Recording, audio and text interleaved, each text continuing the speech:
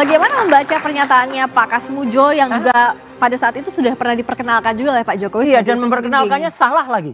Fakultas Kehutanan jurusan Teknologi Kayu. Teknologi kayu itu nggak pernah ada di Fakultas Kehutanan, gitu loh. Jadi salah lagi. Apa yang dibaca Mas Roy dari pernyataan yang dibaca Pak itu ya berarti waktu itu feedingnya salah. Feedingnya ke dia salah, dan kemudian kemarin mungkin dengan Pak Kasmujo mau diajak, ayo bantuin dong cerita ini. Alhamdulillah sekali lagi, Pak Kasmujo saya hormati betul, beliau jujur. Beliau mengatakan saya bukan dosen pembimbing skripsinya, juga bukan dosen pembimbing akademiknya, karena waktu itu beliau masih asdos. Seorang asdos, saya dulu pernah jadi asdos, asisten dosen. Ya, itu nggak boleh tanda tangan di KRS. Jadi kalau nggak boleh tanda di KRS ya berarti sama sekali nggak ngerti nih statusnya Jokowi ini apa waktu mahasiswa. Oke, Mas Fred malah semakin diragukan dengan kemunculan Pak Kasmujo bersama Pak Jokowi. Ya enggak apa-apa, tapi saya melihat justru statementnya Pak Kasmujo itu justru menjelaskan. Menjelaskan apa? Bahwa Pak Jokowi itu benar alumni UGM, bahwa Pak Jokowi itu benar pernah menulis skripsi. Ternyata kalau benar yang dikatakan beliau itu ada Prof. Sumitro di situ. Kan tadi kalau tadi Mas Roy mengakuin kejujuran kita anggap itu statement itu benar, ya benar dong ada ternyata pembimbing akademiknya. Yang saya mau katakan bahwa Pak Kasmujo ini tidak akan terlepas dari kampus UGM. Nanti keterangan ini akan disinkronkan di dalam proses hukum. Ya nanti mana yang benar kan jelas. Jadi kan semuanya itu juga ada dokumen-dokumen tertulisnya, kan begitu. Jadi statementnya Pak Jokowi di tahun 2017 itu dulu jelas banget. Saya waktu itu ketemu dengan Pak Kasmujo dulu galak banget ini. Saya bolak-balik keluar. Dan terima kasih Pak Kasmujo, berkat bimbingan Bapak saya bisa menyelesaikan skripsi saya. Saya juga pernah menjadi mahasiswa. Adik-adik ini juga pernah, semua orang pernah menjadi mahasiswa yang pernah didampingi oleh asisten dosen. Memang dia membimbing kita, bahkan justru asisten inilah yang paling dekat dengan kita sebagai mahasiswa. Karena dia kalau dosen-dosen pembimbingnya yang aslinya itu yang senior biasanya memang kita justru jarang ketemu sama orang-orang seperti itu. Gitu loh, apalagi di UGM gitu, Mas. Kuliah-kuliah zaman dulu. Di UGM apalagi kuliah-kuliah zaman dulu yang dosen-dosen senior itu jarang kita, justru mahasiswa yang masih muda-muda inilah. Jadi di UGM apa yang diragukan dari Mas Roy? Pembimbing. Gini loh. Itu juga bisa dibilang pembimbing. Penjelasannya diberikan dari lulusan UGM asli, ya gitu. Mas lulusan mana? UGM bukan? Iya. Bukan kan? Saya S2 UGM. S2-nya, S1-nya UGM enggak? S1 saya dari Universitas Lampung. Ah udah. Ya udah. Ini kan yang dipersoalkan kan sekarang S1-nya. S2 lain, pembimbingannya lain. S2 Oke. Jadi intinya apa soal Pak Kasmujo? Intinya adalah dulu Pak Jokowi itu bicara di 2017 seolah-olah meyakinkan bahwa Pak Kasmujo adalah dosen pembimbing skripsi.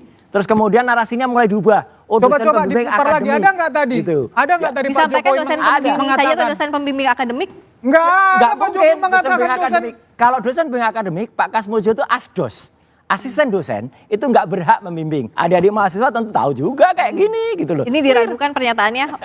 Walaupun bukan pembimbing skripsi, tapi soal pembimbing akademik ini juga diragukan. Siapa bilang masa asisten dosen tidak berhak untuk membimbing? Justru kehadiran nggak boleh Mas, asisten dosen kok tanda tangan KRS nggak boleh. Nah kalau tanda tangan hitam di atas putih dokumen kampus, dokumen fakultas, dokumen skripsi memang tidak ada. Bukan lulusan UGM ya kayak benar gini. Itu. Tetapi ini bukan lulusan UGM. Memang tugas asisten dosen adalah membimbing mahasiswanya. Jauh. Terus apa kehadiran fungsinya asisten dosen? Ayo. Asisten dosen itu membantu dosen dalam perkuliahan, bantu nyiapin materi buat dosen. Aku dulu pernah asdos Mas. Mas pernah asdos gak? Saya nggak pernah. Tapi saya pernah dilayani. Tapi saya pernah dilayani oleh asisten dosen. Oke.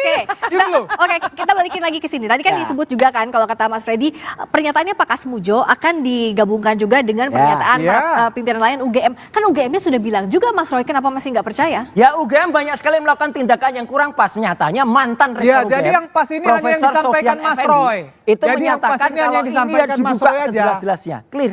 Jadi biarkan, dan UGM nyatanya digugat banyak pihak. Jadi biarkan saja gugatan itu berlangsung. Dan UGM, saya alumnus UGM. Ya, S1, S2 saya UGM. Resmond juga, Dr. Resmond. Dr. Tifa juga. Jadi kami ini cinta kepada kampus, Mbak. Bukan apa-apa, cinta kepada kampus. Kami sayang alma mater saya kalau harus terlibat dalam kebohongan besar ini. Oke, nah tepuk tangan dulu nih. Tampaknya sudah semakin panas di segmen ini.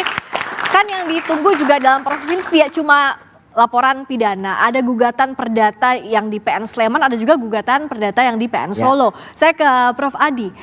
Proses mediasi kenapa kok buntu ya, Prof Adi? Apa sih yang jadi kebuntuan dan kendalanya? Jadi ada bottleneck soal ini? Selamat malam Mbak Priska. Jadi Selamat malam, Prof. ada gugatan data yang dilakukan oleh Pak Taufik di Pengadilan Negeri Solo adalah gugatan perbuatan melawan hukum. Yang digugat ada 4. Yang pertama Pak Jokowi, kemudian KPU, kemudian UGM dan SMA 6 Solo. Jadi dalam perkara perdata itu diwajibkan sebelum diperiksa pokok perkara akan ditangani secara mediasi. Kemudian pihak Pak Jokowi tergugat 1, 2, dan 3, dan 4 dan menggugat sepakat memilih mediator dan saya ditunjuk sebagai mediatornya. Nah, kemudian saya membagi pemeriksaan menjadi 4 tahap. Yang pertama resume perkara yang dibacakan oleh pihak penggugat dan ditanggapi oleh tergugat. Kemudian pertemuan kedua adalah kaukus, saya ketemu dengan pihak penggugat tergugat secara terpisah kamar untuk menyampaikan persepsi, untuk berdiskusi banyak hal. Kemudian nanti kesepakatan kemarin baru nanti kesimpulan. Jadi proses mediasi ini baru berhasil, kuncinya adalah itikat baik para pihak. Jadi saya sebagai mediator adalah berdiri di tengah-tengah antara pihak penggugat dan tergugat, tidak boleh berat sebelah. Dan setelah kami lakukan proses pemeriksaan beberapa kali, nampaknya khusus untuk pihak penggugat dan tergugat 1 sudah sepakat mediasi tidak berhasil. Tidak berhasil. Sedangkan untuk tergugat, tergugat 2, 3, dan 4 kita upayakan. Semoga 2, 3, 4 berhasil. Jadi yang 1 belum berhasil, yang 2, 3, 4 mungkin insya Allah berhasil. Ini tuh yang jadi kebuntuan, Prof Adi, apa betul soal penggugat ini meminta agar tergugat menunjukkan ijazahnya, ini asli atau tidak, tapi ditolak oleh pihak tergugat? Jadi ketika membacakan resume perkara, pihak penggugat kan sudah seperti yang disampaikan oleh para penggugat dan tergugat di media, makanya saya berani ngomong di sini karena sudah disampaikan di media. Jadi Pak Taufik menginginkan agar dibuka ijazahnya di muka publik. Oleh Pak Jokowi, begitu ya, pihak Pak Jokowi. Pak Jokowi, sedangkan pihak tergugat sejak awal tidak berkenan. Sebenarnya kalau Pak Jokowi bisa hadir sendiri, memang kalau dalam mediasi kan harusnya diwajibkan untuk hadir sendiri, kecuali beliau keluar kota, keluar negeri, terus sakit, pengakuan, atau sedang menjalankan tugas. Nah, seringkali kalau diwakilkan oleh pihak kuasa hukum, mediator akan kesulitan untuk menemukan titik temu antara kesepakatan antara penggugat dan tergugat langsung.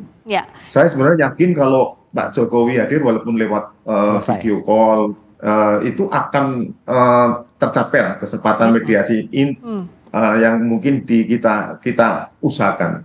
Jadi problemnya memang pada saat proses mediasi, karena beliau diwakili oleh kuasa hukum dipasrahkan jadi oleh kuasa hukum. Yang diharapkan Pak Jokowi datang sebagai tergugat begitu ya, Prof Adi ya? Baik. Nah, ini kan proses hukumnya jadi banyak sekali, bukan hanya banjir tapi buanjir. Karena ada laporan pidana, gugatan perdata di PN Sleman, PN Solo. Menurut Pak Arianto ini akan efektif atau tidak dalam prosesnya dalam waktu yang bersamaan seperti ini? Tapi jawabnya usai jeda. Pak Arianto di Dua Arah, kami segera kembali.